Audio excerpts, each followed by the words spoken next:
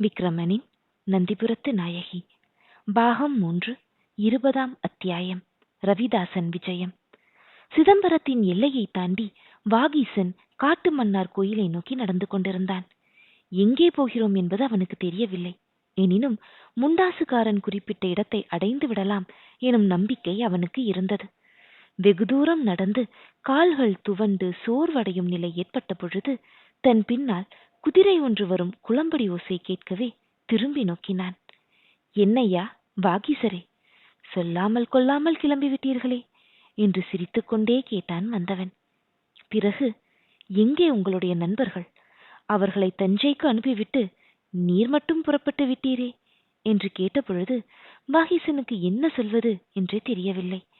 இன்பவல்லி பிரம்மை பிடித்தவள் போல் ஓடியதும் அவளை தொடர்ந்து முதியவர் சிறு குழந்தை போல் பின்தொடர்ந்து சென்றதும் தான் அவர்களுடன் செல்வதா வேண்டாமா என்று யோசித்து முடிவு செய்வதற்குள் அவர்கள் போன திசையே தெரியாது போய்விட்டதையும் எண்ணும் பொழுது வாகீசனுக்கு முதியவர் மீது கோபம் கூட வந்தது. அதனால் முண்டாசுக்காரன் கேட்டதும் துணிவுடன், அவர்கள் போனால் போகட்டும் ஐயா, நான் இருக்கிறேன். உங்களுக்கு என்ன செய்ய வேண்டுமோ அவற்றை செய்வதற்கு உண்டான தகுதி என்னிடம் இருக்கிறது என்றான். முண்டாசுக்காரன் குதிரையின் மேலிருந்து கீழிறங்கி தெரு ஓரமாக மறைவிடத்திற்கு சென்று, உங்கள் தகுதியை பற்றி எனக்கு சந்தேகம் இல்லை ஐயா. ஆனால் சோழ நாட்டில் ஒரு கலைஞர் கூட இருக்கக்கூடாது என்று நான் திடமாக முடிவு செய்திருக்கும் பொழுது சிற்பியையும் நடன ராணியையும் கோட்டை விட்டால் என்னையல்லவா கேட்பார்கள் என்று குரலில் சற்று வேதனை கலந்தவாறு கூறினான். வாகீசன், உங்களை யார் கேட்பார்கள்? குறிப்பாக எங்களை அழைத்து வருமாறு யாரும் கட்டளையிட்டார்களா என்று ஆவல் நிறைந்த குரலில் கேட்டான். ஆமாம், குறிப்பாக நாட்டிய ராணியை கட்டாயம் அழைத்து வர வேண்டும் என்று சொல்லி இருக்கிறார்கள் என்றான் முண்டாசுக்காரன். அப்படி குறிப்பாக கூறியவர் யார் என்று நான் தெரிந்து கொள்ளலாமா என்று வாகீசன் கேட்டான். கட்டாயம் சொல்லத்தான் போகிறேன். என்னுடன் வருவதற்கு நீர் நிச்சயப்படுத்திக் கொண்டு விட்டீரா? அதை சொல்லும் என்று கேட்டான் முண்டாசுக்காரன். சற்று கோபம் நிறைந்த குரலில், உங்களுடன் வருவதற்காகவே இந்த பாதையில் நான் நடந்து கொண்டிருக்கிறேன். இல்லாவிடில் நான் தஞ்சையை நோக்கி சென்று கொண்டிருக்க மாட்டேனா என்றான் வாகீசன். முண்டாசுக்காரன் சற்று உற்சாகம் நிறைந்த குரலில், உங்களுக்கு இந்த நாட்டில் இருப்பதற்கு பிடிக்கவில்லை என்பது எனக்கு தெரியும். என்னுடன் எப்படியும் வந்து விடுவீர்கள் என்பதையும் நான் அறிவேன். என்றாலும் உறுதிப்படுத்திக் கொள்வதற்காக கேட்டேன். சரி, பொழுது சாய்வதற்குள் நாம் திருநாராயணபுரம் போய் சேர்ந்து விடுவோம். இன்றிரவு நான் ஒருவரை எதிர்பார்க்கிறேன். அவர் வந்துவிட்டார் என்றால் சோழ நாட்டிற்கு ஆபத்து காலம் நெருங்கிவிட்டது என்பது பொருள். அவரையும் உமக்கு அறிமுகப்படுத்தி வைக்கிறேன் என்றான். அவன் சொல்வது வாகீசனுக்கு புரியவில்லை என்றாலும் அடிக்கடி அவரை கேள்விகள் கேட்டு தொந்தரவு செய்யாமல் பின்தொடர்ந்தான். அவர்கள் திருநாராயணபுரம் அருகேயுள்ள ஒரு சிறு கிராமத்திற்கு போய் சேர்ந்த பொழுது நன்றாக இருட்டிவிட்டது. வாகீசன் களைப்பு மிகுதியால் அந்த வீட்டின் திண்ணையில் போய் படுத்து விட்டான். பசியை தீர்த்து கொள்ள ஆகாரம் கொண்டு வருவதற்கு முண்டாசுக்காரன் செல்ல முற்பட்ட பொழுது வாகீசன் ஒன்றும் வேண்டாம் என்று மறுத்துவிட்டான். பிறகு மிகவும் வற்புறுத்தியதன் பேரில் பாலும் பழமும் சற்று சாப்பிட்டவுடன் அவனை நித்திராதேவி ஆட்கொண்டு விட்டாள். நள்ளிரவு கடந்திருக்கும். அப்பொழுது உள்ளே யாரோ பேசுவது போல் கேட்டது. இருவர் மூவர் ஒரே சமயத்தில் பேசுவதும் பிறகு ஒருவர் மட்டும் சற்று மெல்லிய குரலில் பேசுவதுமாக வாகீசன் செவிகளில் விழுந்தது. உள்ளே விளக்கில்லை. அவர்கள் பேசிக்கொண்டிருப்பதன் தொடர்பும் அவனுக்கு புரியவில்லை. என்றாலும் முண்டாசுக்காரன் குரல் இடையிடையே கேட்டதிலிருந்து அவன் எதிர்பார்த்த அந்த முக்கிய நபர் வந்து விட்டார் என்பது வாகீசனுக்கு புலப்பட்டது. அத்துடன் அவனுடைய தூக்கமும் நன்றாக கலைந்து விட்டது. தனக்கு அந்த முக்கிய நபரை அறிமுகம் செய்து வைக்கிறேன் என்று கூறிய முண்டாசுக்காரனை அழைத்து வந்து தான் விழித்து கொண்டதாக கூறி உடனே அவரை தனக்கு அறிமுகம் செய்து வைத்தால் நல்லது என்று கேட்பதற்காக திண்ணையை விட்டு இறங்க எத்தனித்தான். அப்பொழுது உள்ளே இருந்து கேட்ட ஒரு குரல் அவனை திடுக்கிட வைத்தது. சித்திரக்காரன் என்றும் சிற்பி என்றும் கூறி யாரையாவது தவறானவர்களை அழைத்து வந்து காரியத்தை கெடுத்துவிடப் போகிறாய் தம்பி. உனக்கு அனுபவமே போதாது. நன்றாக அவன் தூங்குகிறான் என்று என்னிடம் வந்து தெரிவித்தாய். நானும் உன் பேச்சை கேட்டு ஏதேதோ பேசிக் கொண்டிருந்து விட்டேன். சோமன் சம்பவா, நீ போய் பார். திண்ணையில் படுத்திருந்தவன் விழித்து கொண்டு விட்டான் போல் தோன்றுகிறது என்றது அந்த குரல். அந்த குரலுக்கு உரியவர் வேறு யாரும் அல்லர், தஞ்சை பாதாள சிறையில் சிறைப்பட்டிருந்த ரவிதாசன் தான். வாகீசனுக்கு ரவிதாசனை தெரியாது என்றாலும் ஏதோ அரைகுறையாக கேள்விப்பட்டிருக்கிறான், பார்த்ததும் இல்லை. மேலும் அரசியல் விவகாரங்களில் வாகீசன் இதுவரையில் கவனம் செலுத்தியதும் இல்லை. ஆதலால் தஞ்சையில் பாதாள சிறையில் வாடியவன் என்பதையும் பாண்டிய நாட்டு ஆபத்துதவி படைகளில் மிக முக்கியமானவன் என்பதையும் அவன் அறிய மாட்டான். ஆனால் தான் விழித்து கொண்டு விட்ட இந்த நிலை எப்படி உள்ளே இருப்பவர்களுக்கு தெரிந்தது என்பதுதான் அவனுக்கு ஆச்சரியத்தை அதிகமாக்கியது. தான் விழித்து கொண்டு விட்டது புலப்படுமானால் அதனால் ஏதாவது ஆபத்து நேருமோ என்பதற்காக வாகீசன் சட்டென்று திரும்பி படுத்து ஆழ்ந்த உறக்கத்தில் இருப்பவன் போல் குரட்டை விடலானான். தன் அருகே ஒருவர் வந்து நிற்பதையும் தன் முகத்தருகே குனிந்து பார்ப்பதையும் அவன் உணர்ந்தான்.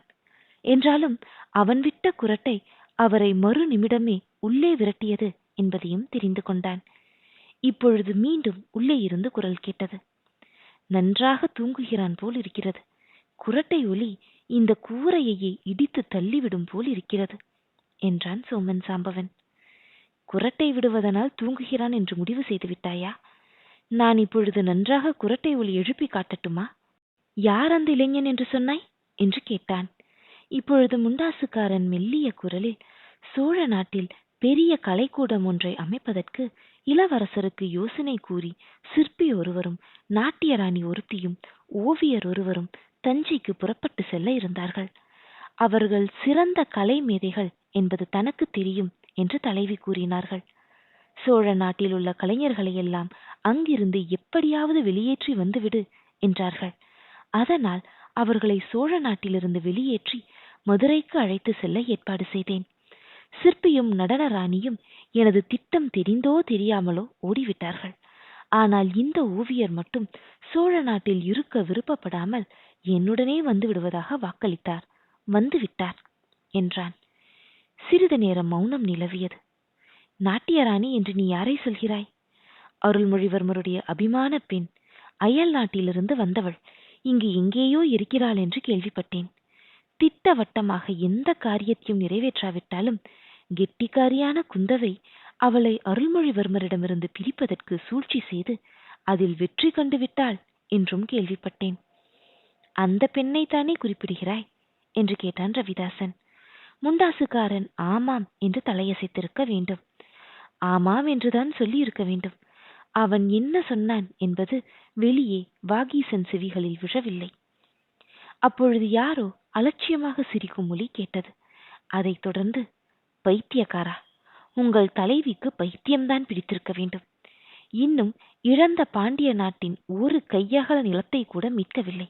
அதற்குள் கைப்பற்றப்பட்ட நாட்டிலே கலை வளர்ச்சி அடைவதற்காக கலைஞர்களை சேர்க்கிறார்களா?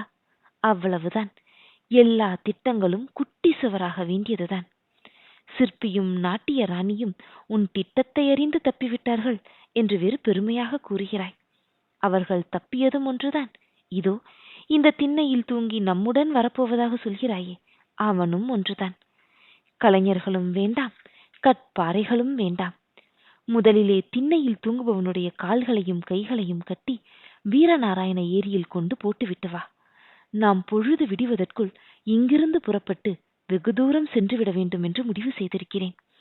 தொல்லை கொடுப்பதற்கு ஓவியரை வேறு அழைத்து வந்திருக்கிறாய். நான் சிறையிலிருந்து தப்பிவிட்டேன் என்ற செய்தி இதற்குள் 8 திக்கிலும் பரவியிருக்கும். எந்த நொடியும் என்னை கண்டுபிடிப்பதற்கு ஆட்கள் காற்றிலும் கடிதாக பறந்து வருவார்கள். போ, இப்பொழுதே சீக்கிரம் காரியத்தை முடி என்று கர்ஜித்தது அந்த குரல். இவ்வளவு தூரம் கடுமையாகவும் திட்டவட்டமாகவும் சொல்லக்கூடிய அந்த நபர் வேறு யாரும் அல்லர், ரவிதாசன் தான். தஞ்சை பாதாள சிறையில் இருந்து அவன் எப்படி தப்பினான் என்று நாம் ஆச்சரியப்படுவது போல் தஞ்சை நகரமே வியப்பில் ஆழ்ந்திருந்தது. ஒன்றுமறியாத அப்பாவிகளான சிறை காவலர்கள் தங்களுக்கு என்ன நேருமோ என்ன ஆகுமோ என்று அதிர்ச்சியுடன் இருந்தார்கள். ரவிதாசன் தன்னுடன் சோமன் சாம்பவனையும் சேர்த்து கொண்டு பாதாள சிறையிலிருந்து தப்பி ஓடி வந்து விட்டான். இனி அவனுடைய நோக்கம் ஆனைமலை காட்டுக்கு விரைந்து சென்று அமரபுஜங்க பாண்டியனுடன் சேர்ந்து கொள்ள வேண்டியது என்பதாகும். தன்னை அவர் காணும் பொழுது அளவிட முடியா ஆனந்தத்திற்கு உள்ளாவார் என்று ரவிதாசன் எண்ணினான். இனிமேல் மீளவே முடியாத சிறையிலிருந்து தான் தப்பி வந்தது எப்படி என்று அவர்கள் கேட்கும் பொழுது அவர்களுக்கு உற்சாகமூட்டும் வாயிலாக சோழ நாட்டை நிர்மூலப்படுத்தக்கூடிய சக்தி தன்னிடம் இருக்கிறது என்பதை புலப்படுத்திக் கொள்ளலாம் என்று எண்ணினான். ரவிதாசன் கூறியதில் உள்ள உண்மையை உணர்ந்து முண்டாசுக்காரன் விரைந்து வெளியே வந்து பார்த்த பொழுது வாகீசனை காணவில்லை.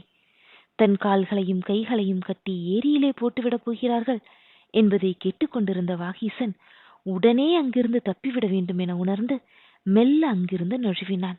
எங்காவது மறைந்து கொள்வதற்காக ஓட்டமும் நடையுமாக மறைவிடத்தை நோக்கி ஓடினான்.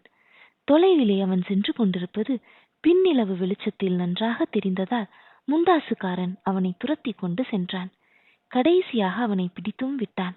இருவருக்கும் துவந்த யுத்தம் நடந்தது. தூரிகையை பிடிக்கும் கையானாலும் தன் உயிரை காப்பாற்றிக் கொள்ளும் நிலை வந்த பொழுது வாகீசனுக்கு எங்கிருந்துதான் அசுரபலம் வந்ததோ தெரியவில்லை. முண்டாசுக்காரனை ஒரே குத்தில் கீழே விழ செய்துவிட்டு தான் போகும் திசை தெரியாமல் ஓடலானான்.